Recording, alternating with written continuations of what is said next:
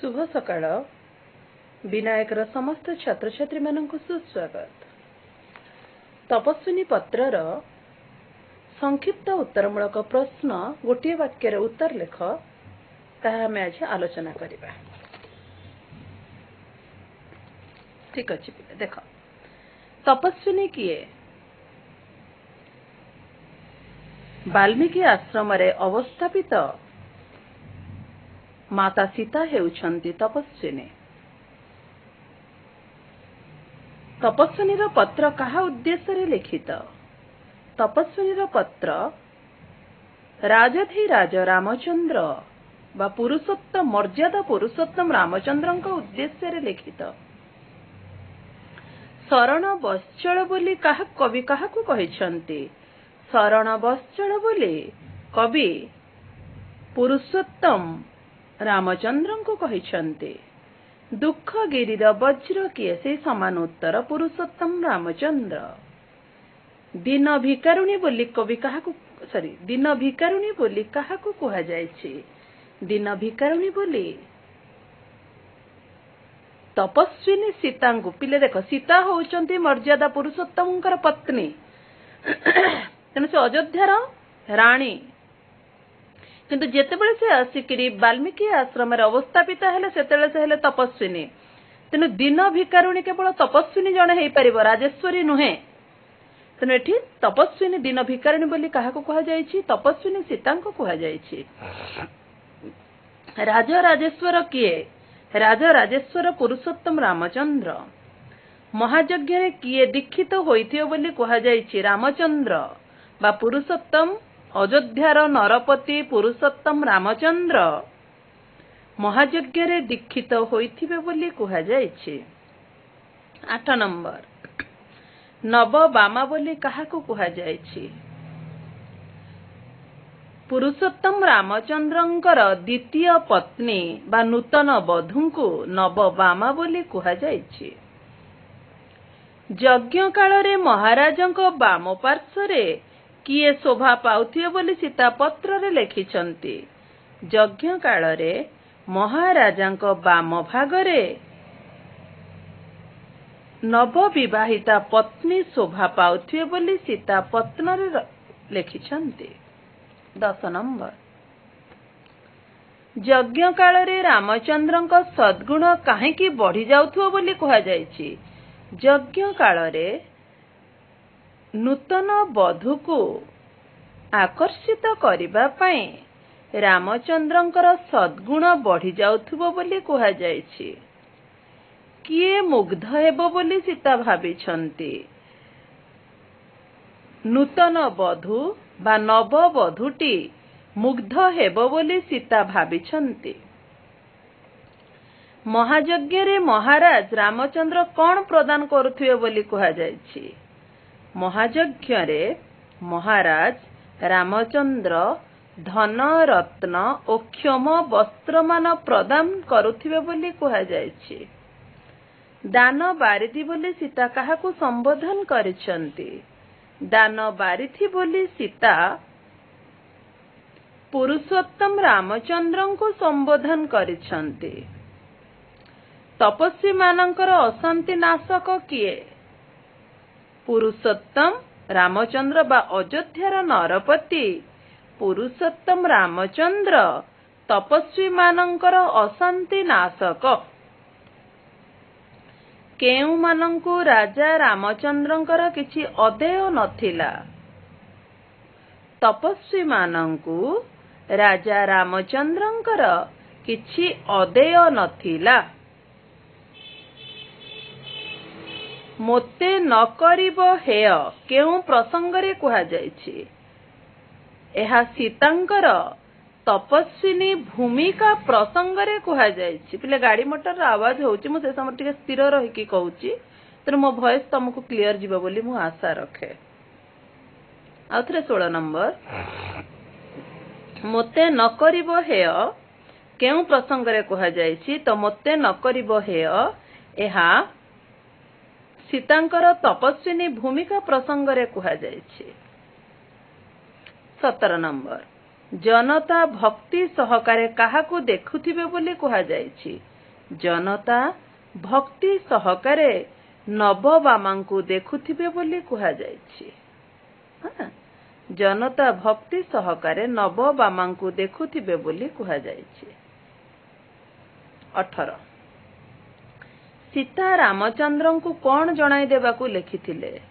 सीता रामचंद्रंकु नवविवाहिता पत्नीटी केउठारे केते काल केउ मंत्र जप करी रामचंद्रंकु पति भावे पाइछंती ताहा जणाई देबाकू लिखिथिले। 19 पिले तमर कोडटा लिखिनियो। प्रथम कोड गर्ल्स मानकर AN बॉयज मानकर AS। ओके गर्ल्स मानकर AN बॉयज मानकर AS देखिबा।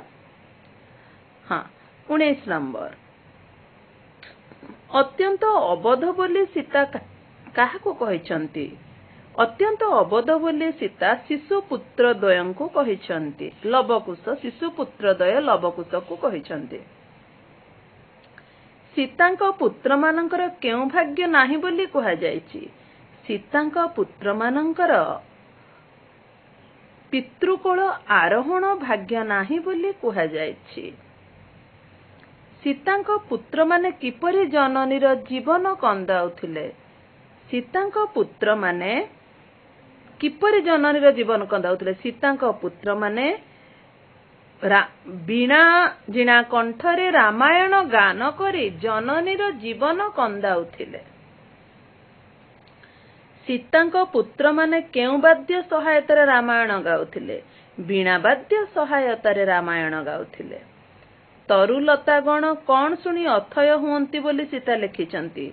तरुलता गण लवकुशंकर रामायण गान शुणी अथय हुअंती बोली सीता लिखिचंती। शिशुपुत्रद्वय काहा सहित अयोध्या जाउथिले। शिशुपुत्रद्वय महर्षि वाल्मीकिंक सहित अयोध्या जाउथिले। 25 केउथिरे मुग्ध होई सीतांक शिशुपुत्रद्वय महर्षिंक सहित जाउथिले। रामचंद्रंकर चरित बा कहानी रे मुग्ध होई शिशुपुत्रद्वय महर्षिंक सहित जाउथिले। सीतांक शिशुपुत्रद्वयंक मन कौन पई आकर्षित होइथिला। सीतांक शिशुपुत्रद्वयंक मन रामचंद्रंकर पदपंकज दर्शन करिबा पई आकर्षित होइथिला। 27 सीतांक हृदय केउथिरे हानि होई जाउथिला। सीतांक हृदय रामायणर अतीतर वृत्तांत रामायणर कहानी शुणी हानि होई जाउथिला। वैदेहीर स्मृति किपरि मने पड़ियो बोली सीता लिखिचंती। लवकुशंक कंठरू रामायण गान परे वैदेहीर स्मृति मने पड़िबो बोली सीता लिखिचंती। 29 काहेकि रामचंद्र सीतांक प्रेम को स्वप्न परि मने करिबे। नव विवाहिता पत्नीर प्रफुल्ल मुख देखि रामचंद्र सीतांक प्रेम को स्वप्न परि मने करिबे। 30 हृदय विकल रे पत्र लेखुथिला बेले पत्रटी काहा द्वारा धोई होई जाउथिला। हृदय विकल रे पत्र लेखुथिला बेले पत्रटी आखिर लुह द्वारा धोई होई जाउथिला। 31 काहाकू देखि सीतांक पत्र लिखन बंद होइथिला। लवकुशंकु देखि सीतांक पत्र लिखन बंद होइथिला। हे गला पिले एतिकेटा हमर तमर द्वितीय कोड लेख गर्ल्स मानकर AN पुनर्बार AN बॉयज मानकर HI। ओके बॉयज मानकर HI पिले ग 2 नंबर संबलित प्रश्न कवि और कवितार उल्लेख रहिबो तो कवि होउछंती गंगाधर मेहेर स्वभाव कवि गंगाधर मेहेर एवं कविता हेउछि तपस्विनीर पत्र। तर उत्तर सीधा सड़क 1 नंबर ठारो 15 टी क्वेश्चन अछि आमे आकु सारिबा। ରାମଚନ୍ଦ୍ରଙ୍କ ଠାରେ ବିଦୁଷ ମାନେ କଣ ଦେଖିଥାନ୍ତି? ରାମଚନ୍ଦ୍ରଙ୍କ ଠାରେ ବିଦୁଷ ମାନେ ଦୁଃଖ ରୂପକ ଗିରିକୁ ଦେଖିଥାନ୍ତି। ଓକେ, ତାପରେ ଦିନ ଭିକାରୁଣୀ ଦୁରୁ ନତଶିରେ ବନ୍ଦେ, କିଏ କାହାକୁ ବନ୍ଦନା କରୁଛି? ପିଲେ କବିତା ଆଉ କବି ଦିଟାକ ରହିବ ସବୁଥିରେ, ମୁଁ ପୁନର୍ବାର କହୁନାହିଁ, ଲେଖିଲା ବେଳେ ସବୁବେଳେ ଲେଖି ରଖୁଥିବ ମନେ ରଖିକି। ମୁଁ ସିଧାସଳଖ ଆନ୍ସର ଆଲୋଚନା କରୁଛି। ଦିନ ଭିକାରୁଣୀ ଦୁରୁ ନତଶିରେ ବନ୍ଦେ, କିଏ କାହାକୁ ବନ୍ଦନା କରୁଛି? କିଏ ନା ଏଠି ତପସ୍ୱିନୀ ସୀତା କାହାକୁ ନା ପୁରୁଷୋତ୍ତମ ରାମଚନ୍ଦ୍ରଙ୍କୁ ବନ୍ଦନା କରୁଛି। 3. ରାମଚନ୍ଦ୍ର କିପରି ମହାଯଜ୍ଞରେ ଦୀକ୍ଷିତ ହୋଇଥିବେ ବୋଲି ସୀତା ମନେ କରିଛନ୍ତି? ରାମଚନ୍ଦ୍ର କିପରି ମହାଯଜ୍ଞରେ ଦୀକ୍ଷିତ? ରାମଚନ୍ଦ୍ର ମହାଯଜ୍ଞରେ ନିଜର ନୂତନ ବାମାକୁ ଦେଖି ବା ନୂତନ ବାମାକୁ ବାମ ପାର୍ଶ୍ୱରେ ଉପବେଶନ କରାଇ ଦୀକ୍ଷିତ ହୋଇଥିବେ ବୋଲି ସୀତା ମନେ କରିଛନ୍ତି। 4. ମୁଗ୍ଧ ବଧୂକୁ ମୁଗ୍ଧ କରିବା ପାଇଁ ରାମଚନ୍ଦ୍ରଙ୍କ ଠାରେ କଣ ବଢି ଯାଉଥିବ ବୋଲି କୁହାଯାଇଛି? ତ ମୁଗ୍ଧ ବଧୂକୁ ମୁଗ୍ଧ କରିବା ପାଇଁ ରାମଚନ୍ଦ୍ରଙ୍କ ଠାରେ ସକଳ ସଦ୍ଗୁଣ ବଢି ଯାଉଥିବ ବୋଲି କୁହାଯାଇଛି। ପିଲେ କବିତା ଆଉ କବି ଲେଖିବ। 5 ନମ୍ବର, ରାମଚନ୍ଦ୍ର ଯଜ୍ଞରେ କଣ ସବୁ ଦାନ କରୁଥିଲେ? ରାମଚନ୍ଦ୍ର ଯଜ୍ଞରେ ଧନ ରତ୍ନ ଓ କ୍ଷମ ବସ୍ତ୍ରମାନ ଦାନ କରୁଥିଲେ। ସୀତାଙ୍କ ମନରେ କି ଭିକ୍ଷା ଉଦୟ ହୋଇଥିଲା? ସୀତାଙ୍କ ମନରେ ନବବଧୂଟି କେଉଁଠାରେ କେତେ କାଳ କେଉଁ ମନ୍ତ୍ର ଜପ କରିଛି ସେ ଭିକ୍ଷା ତାହା ଜାଣିବାର ଇଚ୍ଛାର ଭିକ୍ଷା ଉଦୟ ହୋଇଥିଲା ମନରେ। 7 ନମ୍ବର, ସୀତା ରାମଚନ୍ଦ୍ରଙ୍କ ଠାରୁ କେଉଁ ମନ୍ତ୍ର ଜାଣିବାକୁ ଚାହୁଁଥିଲେ? ନବବଧୂଟି ବା ଯଜ୍ଞରେ ଉପବେଶନ କରିଥିବା ନବବଧୂଟି କେଉଁଠାରେ କେତେ କାଳ କେଉଁ ମନ୍ତ୍ର ଜପ କରି ରାମଚନ୍ଦ୍ରଙ୍କୁ ପତି ରୂପେ ପାଇଛି ସେଇ ମନ୍ତ୍ର ଜାଣିବାକୁ ଚାହୁଁଥିଲେ। 8 ନମ୍ବର, କଣ ପାଇଲେ ସୀତା 100 ଅଶ୍ୱମେଧ ଯଜ୍ଞର ଧନ ପାଇଯିବେ ବୋଲି କହିଛନ୍ତି? କଣ ପାଇଲେ? ନୂତନ ବଧୂଟି କେଉଁଠାରେ କେତେ କାଳ କେଉଁ ମନ୍ତ୍ର ଜପ କରିଛି ତାହା ଜାଣିବାକୁ ପାଇଲେ ସୀତା 100 ଅଶ୍ୱମେଧ ଯଜ୍ଞର ଧନ ପାଇଯିବେ ବୋଲି କହିଛନ୍ତି। ନ ଜାଣନ୍ତି ଜନ୍ମକାଳୁ ପିତୃ ଅନୁରାଗ କାହା ପ୍ରସଙ୍ଗରେ କୁହାଯାଇଛି? ଆଉ ଥରେ ପୁଣି ଉତ୍ତର, ନ ଜାଣନ୍ତି ଜନ୍ମକାଳୁ ପିତୃ ଅନୁରାଗ ଏହା ଲବକୁଶଙ୍କ ପ୍ରସଙ୍ଗରେ କୁହାଯାଇଛି। କିଏ ନ କାନ୍ଦିବ ବହି ମାନବ ହୃଦୟ କେଉଁ ପ୍ରସଙ୍ଗରେ କୁହାଯାଇଛି? ଆନ୍ସର, କିଏ ନ କାନ୍ଦିବ ବହି ମାନବ ହୃଦୟ ଏହା ଲବକୁଶଙ୍କ କଣ୍ଠରୁ ରାମାୟଣ ଗାନ ପରେ ସୀତାଙ୍କର ମନୋଭାବ ଏବଂ ପାରିପାର୍ଶ୍ୱିକ ଅବସ୍ଥା ପ୍ରସଙ୍ଗରେ କୁହାଯାଇଛି। କେଉଁମାନେ କିପରି ଜନନୀର ହୃଦୟ କନ୍ଦାଉଥିଲେ? କେଉଁମାନେ? ଲବକୁଶ କିପରି ରାମାୟଣ ଗାନ କରି ବୀଣାଜିଣା କଣ୍ଠରେ ରାମାୟଣ ଗାନ କରି ଜନନୀର ହୃଦୟ କନ୍ଦାଉଥିଲେ। ସୀତାଙ୍କ ପୁତ୍ରମାନେ କିପରି ରାମାୟଣ ଗାନ କରୁଥିଲେ? ସୀତାଙ୍କ ପୁତ୍ରମାନେ ବୀଣାଜିଣା କଣ୍ଠରେ ରାମାୟଣ ଗାନ କରୁଥିଲେ। 13 କେଉଁଥିରେ ବିମୋହିତ ହୋଇ ସୀତାଙ୍କ ପୁତ୍ରଦ୍ୱୟ ମହର୍ଷିଙ୍କ ସହିତ ଅଯୋଧ୍ୟା ଯାଉଥିଲେ? କେଉଁଥିରେ ବିମୋହିତ ହୋଇ? ରାମଚନ୍ଦ୍ରଙ୍କର ଚରିତ ବା କାହାଣୀରେ ବିମୋହିତ ହୋଇ ସୀତାଙ୍କ ପୁତ୍ରଦ୍ୱୟ ମହର୍ଷିଙ୍କ ସହିତ ଅଯୋଧ୍ୟା ଯାଉଥିଲେ। ସୀତାଙ୍କ ପୁତ୍ରମାନଙ୍କର ମନ କାହିଁକି ଆକର୍ଷିତ ହେଉଥିଲା? ସୀତାଙ୍କ ପୁତ୍ରମାନଙ୍କର ମନ ରାମଚନ୍ଦ୍ରଙ୍କର ପଦପଙ୍କଜ ଦର୍ଶନ କରିବା ପାଇଁ ଆକର୍ଷିତ ହେଉଥିଲା। 15 सीता केउं प्रसंगरु निजर ऐच्छुक्य दमन करि पारु नथिले।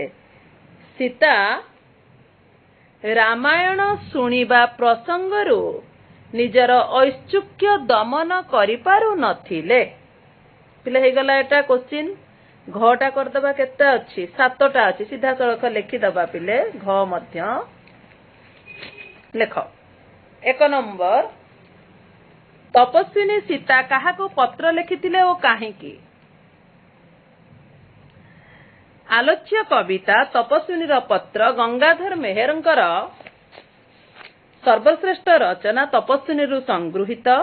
एठारे माता सीता काहाको ओ काहेकी पत्र लिखिथिले ताहा वर्णित होइछि। हे गला प्रथम तापर द्वितीय पारा तपस्विनी सीता रामचंद्र को पत्र लिखिथिले। रामचंद्र अश्वमेध यज्ञर आयोजन करिसंती एवं यज्ञर नियमावली अनुसार स्वामी स्त्री उभय उपस्थित रहिबा नित्यांत आवश्यक। तेनु सीतांक मनरे संदेह उपजिछि एवं से नूतन पत्नी ग्रहण करिसंती बोली भाबी एक पत्र लिखिसंती। ठीक अछि। 2 नंबर प्रश्न अछि रामचंद्रंकर यज्ञ करुथबा कथा सुनी सीता केउ प्रसंग रे निश्चिंत होइथिले। से लेखिबो आरंभ जहा अछि तो लास्ट फर्स्ट पारा रे जोटा एठारे सीतांकर संध्यापूर्ण मनोभाव संपर्कित आलोचना करा जायछि। रामचंद्र अश्वमेध यज्ञर अयमारंभ करिसंती श्रवण मात्र के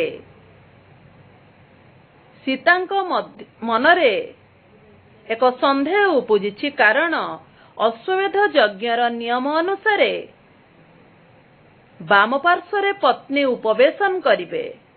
निजे सीता तपस्विनी भूमिका रे अवतीर्ण थिबारु तांको भितरे प्रश्न उठिछि जे केउ नारीटी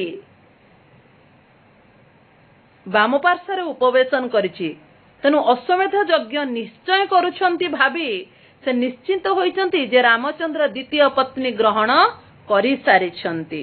से विवाह करि सारिछंती ओ से नूतन बामाटी रामचंद्रंकर वाम पार्श्वरे उपवेशन करुछंती भाबी से निश्चिंत होइछंती। 3 नंबर मुहि तपस्विनी मते न करिबो हे एहा केउ प्रसंग रे कुहा जायछि। मुहि तपस्विनी मते न करिबो हे एहा